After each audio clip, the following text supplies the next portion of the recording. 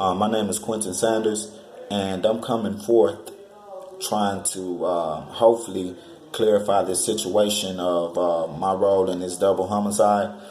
I've spoken with my attorney, Tamika Fluker, and she's also made copies of this statement that I'm about to give now.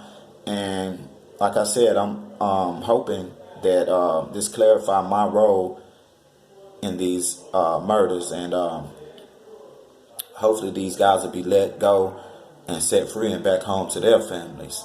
So to whom it may concern, my name is Quentin Sanders. I'm making this statement of sound mind and free will. 6/22/18 was the first time speaking or reaching out to anyone indicating knowledge of this crime.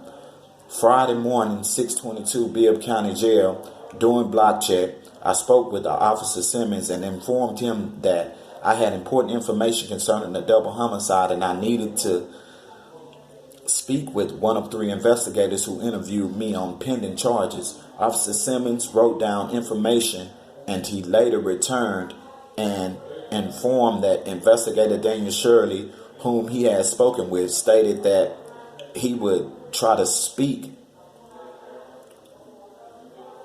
with me that Friday. If not, it would be Monday 25th. On this Monday, I spoke with Sergeant Moore explaining this urgent situation. Later, Sergeant Moore came and spoke with me, informing me that Investigator Shirley said that he would come interview me this Monday afternoon. I've yet to speak with anyone. Therefore, I'm writing this statement as a confession of my role in a double homicide, May 2014, of a female named Lottie and her friend, and the shooting of my friend Terrence, aka Heavy. It was a Wednesday or a Thursday, May 2014, close to the end of the month. I was at home in Macon County, and I got a call sometime before lunch, and it was my partner Heavy. I haven't talked to him in a while. He told me that he had been locked up, and I told him that I had been back and forth from Macon all week hustling, and that I'll be there later on. He said that's what's up, and he stressed that I'd be sure to give him a call as soon as I got in Macon. I got in Macon later that afternoon. I gave Heavy a call. He told me he was on the south side on G Street and guided me there. When I pulled up, he was sitting on the hood of a SUV. He got in the car with me. We talked, rolled, and smoked a couple of blunts. During this conversation, I mentioned that I was trying to find a good answer coat like what he used to have, because that's how we used to deal, he and I. That's what he said he wanted to talk to me about. Anyway, so he began to tell me about his connect where he used to get the coke from. This chick, Lottie, she owed him a 4-way. Before he went to jail, he said Lottie had been giving him the runaround about the coke since he'd been out, but promised she'd get him straight today. With that being said, Heavy wanted me to hold my money and buy an ounce from him to get him back on his feet, and I said I would. He said he'd give me a call as soon as he was straight. I left and went to 3rd Street. I was hustling the dope that I had. It was like 8 or 9 o'clock that night. Heavy still hadn't called. I had sold what I had, so I went to Unionville to a bootleg to kill a little time because I didn't want to go back to Macon County without anything. So I bought me some meth to stay up, and I had already been drinking. Then finally Heavy called like 3-something in the morning, and I told him to hurry. He told me to hurry up and come pick him up in Sunny Springs apartment. I told him I was leaving Unionville and I was on my way. Right before I reached Sunny Springs, the SUV I saw earlier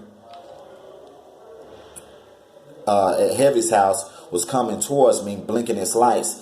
Heavy jumped out with an assault rifle.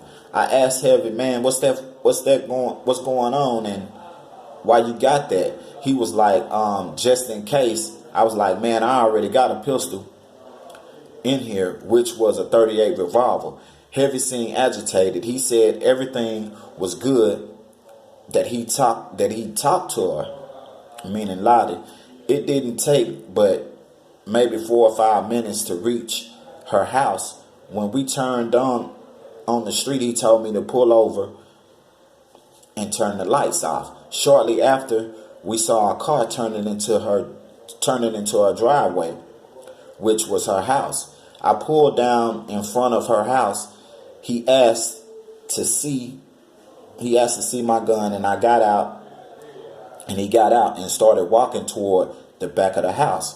I felt funny, so I jumped out with his gun and stood at the front porch because the dog kept barking. I thought maybe someone might run out. In that instant, I heard several shots fired, so I ran to the back of the house. Heavy was running back past me towards our car, so I turned the corner of the house and I immediately started firing into her car. I ran back to my car. Heavy was in the back seat telling me to take him home.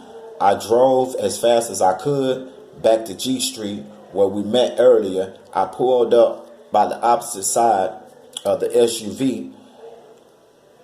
He got out earlier. I helped him as far as I could to the house. He was alive when I left. I then went back to Macon County. As soon as I got there, I drove towards Oberdorp, the bridge, and I threw both the guns into the river. I said, I laid low for a few days. My Uncle Vincent was coming to visit, and I told him that I was coming back to Texas with him. And before he came, I cleaned up the car and wiped it down, and I left it in Andersonville on a dirt road with the keys.